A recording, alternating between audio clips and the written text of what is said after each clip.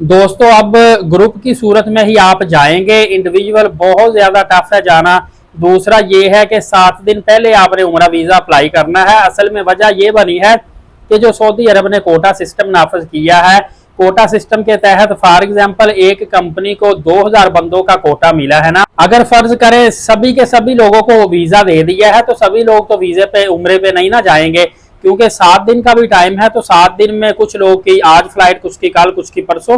तो सिस्टम ये है कि 2000 बंदों में से फर्ज करें कि 50% बंदा सऊदी अरब में चला गया है उम्रे के लिए, और उस 50% बंदों में से जो 70% लोग हैं वो जब सऊदीया को एग्जिट करेंगे तो फिर मजीद और वीजे कंपनी इशू कर सकती है, अदरवाइज नहीं कर सकती। थोड़ी सी ये टेक्निकल चीज समझने की बात है, लेकिन आपको ये बताता चलूं कोई आप एक हफ्ते से पहले, ज्यादा दिन पहले वीजा अप्लाई नहीं कर सकते, और इसी लिमिटेड टाइम के अंदर बहुत ज्यादा रिस्क लेते हुए आपने वीजा हासिल करना है और उम्रे पे जाना है। अस्सलाम वालेकुम दोस्तों, सऊदी अरब ने ये जो नई उम्रा की पॉलिसी दी है ना, इसका मकसद ज़ायरीन को एक तो इनकी नकलो हरकत को कंट्रोल करना और दूसरा इनको ज्यादा सहूलियात फराहम करना है। इसमें एक बहुत बड़ा मसला भी है। इसके मुताबिक आप 6 या 7 दिन से पहले उम्रा वीजा अप्लाई ही नहीं कर सकते। मिसाल के तौर पर आपकी एयरलाइन टिकट फर्ज करें कि 7 तारीख को है तो आप यकम को वीजा अप्लाई कर सकते हैं, इससे पहले वीजा अप्लाई नहीं कर सकते। दोस्तों इसका बड़ा नुकसान एंड यूजर को या उम्रा ज़ायरीन को होता है। वो ये होता है कि अक्सर देखिए सैटरडे संडे एम्बेसीज बंद होती है।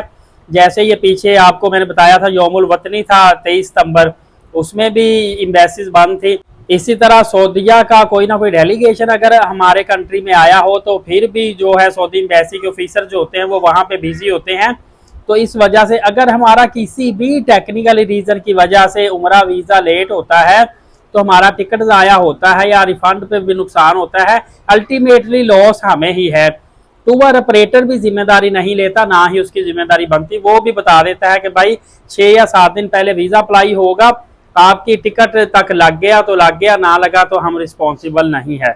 बाकी तो आगे जो मसले आते हैं ऑफलोडिंग के, डिपोर्टेशन के, वो मसले तो अलग हैं, लेकिन ये हमारे लिए एक बहुत बड़ा नाजुक मसला है। हाँ, उम्रा वीजा फीस आपको बताता चलूं 800 सऊदी रियाल उम्रा वीजा फीस है, और ये ट्रांसपोर्ट के बगैर फीस है। कोई आपसे 700 750 भी ले सकता है, कोई 900 भी ले सकता है, लेकिन विदाउट ट्रांसपोर्ट ये फीस है। ट्रांसपोर्ट आपको लाजमी साथ करवानी पड़ेगी और उसकी पेमेंट अलग करवानी पड़ेगी। इसी तरह जितने नाइट स्टे करने होटल भी आपको करवाना पड़ेगा। इस वक्त काफी ज्यादा सिचुएशन जो है वो क्रिटिकल है। देखा जाए तो ये सिस्टम तो बहुत अच्छा है, लेकिन अभी हमारे लिए काफी ज्यादा मुश्किलात हैं, और इसमें तकरीबन कोई 10 से 12 कंट्रीज आ रही हैं जिनको ये मसला है।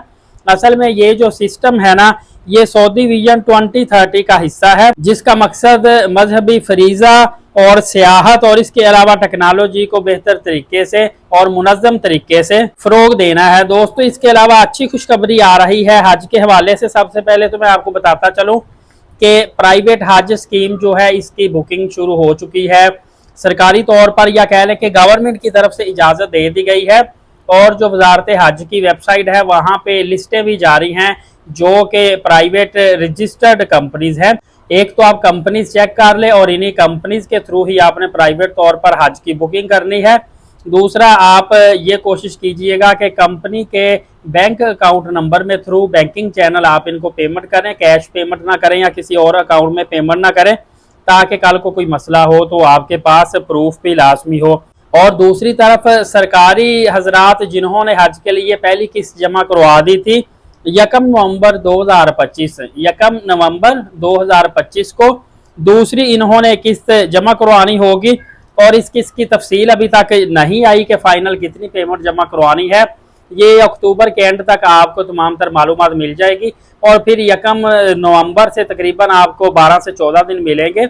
आपने जो फाइनल किस्त है वो डिपॉजिट करवानी है, और इसके बाद इंशाअल्लाह अज़ीज़ हज की तैयारियां अपने अरूज पे पहुंच जाएंगे। दोस्तों ये मुख्तसर सी मालूमाती, उम्मीद है आपको अच्छी लगी होगी। दूसरों तक शेयर कर दीजिएगा, और नए आने वाले एलीट साकिब यूट्यूब चैनल को सब्सक्राइब करके बेल नोटिफिकेशन को ऑल कर लीजिएगा, ताकि तमाम तरह अपडेट्स आपको गाहे बगाहे मिलती रहे। नमाज कायम करें, नबी पाक सल्लल्लाहु अलैहि वसल्लम पे रोजाना कसरत से दुरूद पाक भेजा करें, और कुरान करीम की तिलावत करते रहा करें। इजाजत दे, शुक्रिया, जज़ाकल्लाह।